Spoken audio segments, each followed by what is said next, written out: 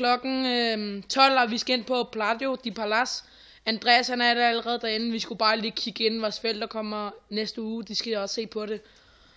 Og ja, vi skal på restaurant senere, og så tager vi derind. Men Andreas han vil gerne være derinde lidt på forskud. Ja, jeg er her også lige ved siden af Louis.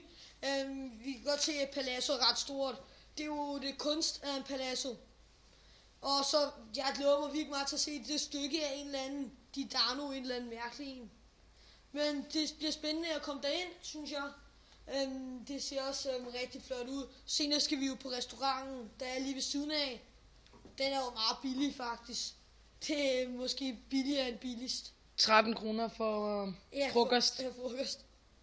Og så taler vi om tacos, burritos, tortillas, wraps. Ja, men ellers har vi ikke planlagt andet end i dag. Men i morgen skal vi på Estadio Azteca.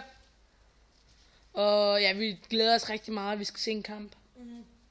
Og vi håber, I har det godt, forældre.